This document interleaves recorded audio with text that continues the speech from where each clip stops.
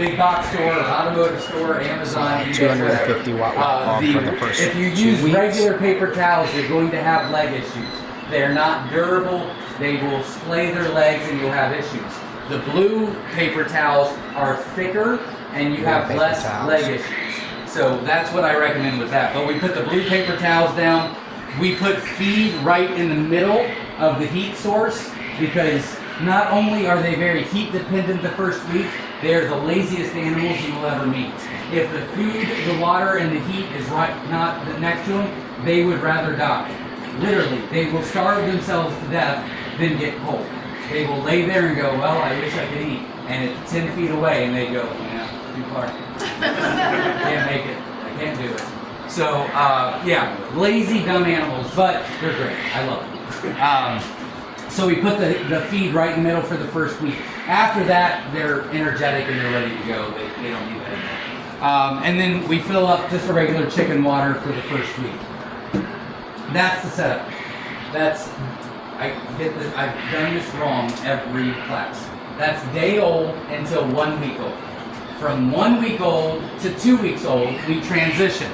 We take the 250 watt bulb out. We put a 125 watt bulb in, which is the yellow lights. So you can see those as well. We take the blue paper towels up. They are on the wire. The wire is 1/4 inch coated wire.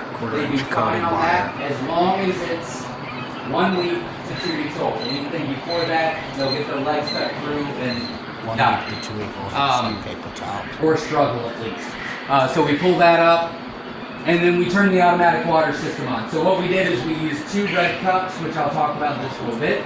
And then my well water is connected to this farm. It goes through here into these buckets. Those buckets fill up. It's got a float on there so it doesn't overflow, and then it gravity feeds down this line to these waters. We plug this in on the back with our tubing, just like this, only it's longer on the back. We turn the automatic waters on, they're good to go. We've really tried to do it for the first week because it's a pain to fill those waters up every day. They drown, they die, they overfill it, and it's not worth it. So I got to come up with a different system. We've got cages on there, but for the 1 week olds, they're small enough to go right through.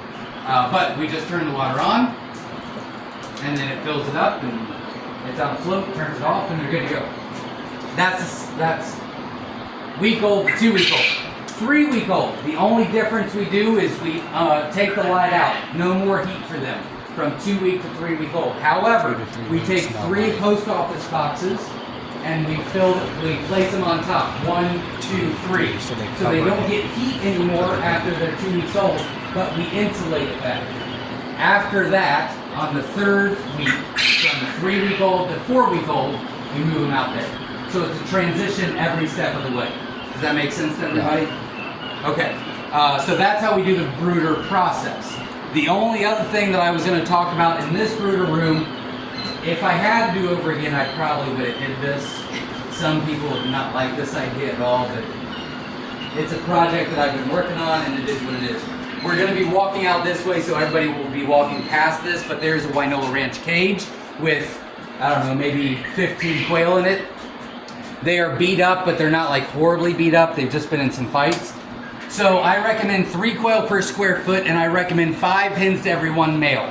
If you do 5 hens to every 1 male, typically all your hens are going to look great. You'll be fertile. Everything's going great. However, every once in a while, you get the jerk, right? That one jerk that just destroys everything. Okay, that jerk needs to go to freezer camp immediately, and you just got to find a new one. Sometimes it just happens. However, I had 2 at the same time about 6 months ago, and I thought, you know what? Kill each other. I put them in the cage.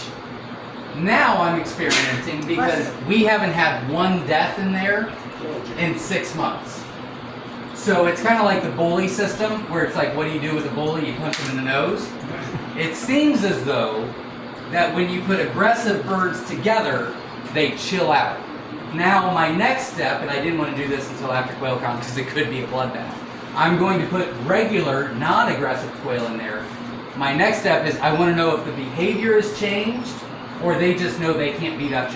They'll beat each other, like they'll fight back. Like, are they just being aggressive to the ones they know they can beat up, or have they changed their attitude? So I'm just I don't know what purpose that serves at all. I was just curious one day. So I don't know what that's going to help, but that's why that's there. We've had a lot of people very unhappy about my progress on that. Why are you doing that to me? And I'm like, they're mean. Any other questions in here? Yeah.